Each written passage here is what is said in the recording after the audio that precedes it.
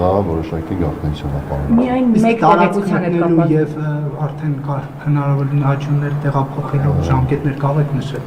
Ժամկետներ չեմ կարող նշել, քանի որ դուք հիշում եք, սրանից մի քանի ամիսներ առաջ ես ասում եմ, որ հանդիպումը տեղի ունենալու եւ այդ հանդիպումը վերջապես տեղի ունեցավ։ Հիմա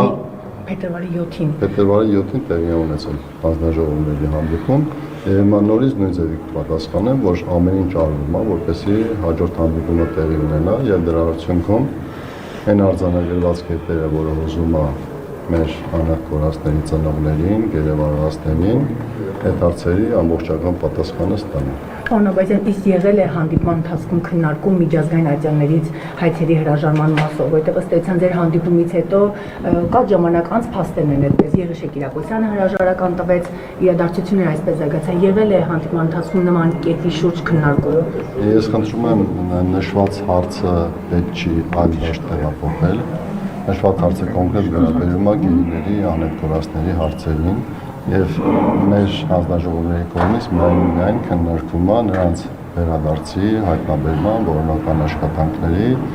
եւ այլն եւ այլն։ Պարոն Աբազյան, իհարկե սահմանապահների մասով, քանի որ սահմանապահները տարբեր Ինչի՞ չեմ ուզում ավելի շատ մեկնաբանեմ կամ մանրամասն, իհարկե տիրապետում եմ ամբողջական իրավիճակին,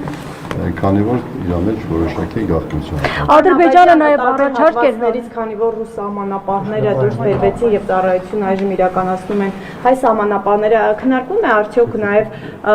հայ-թուրքական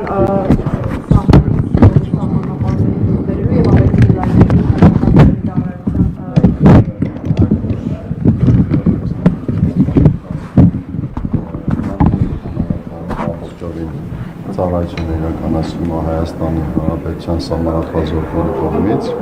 նույնը իրականացվում է նաև Ագարակ սահմանային հատվածում, այսինքն հայ-իրանական, եւ մարտի 1-ից, սույն թվականի մարտի 1-ից նույնպես ծառայությունը անցակետում իրականացվում է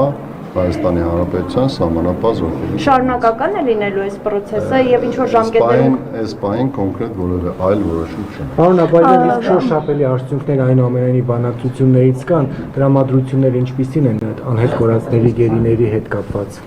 Ես չեմ ուզում շտապել եւ որևէ տրամադրության շոշափում արձանագրել, բայց դուք համոզված եղեք, որ հայկական կողմը ամեն ինչ անելու է, որպեսզի մենք այդ ուղղությամբ անպայման հաջողություն ունենանք եւ հույսով եմ։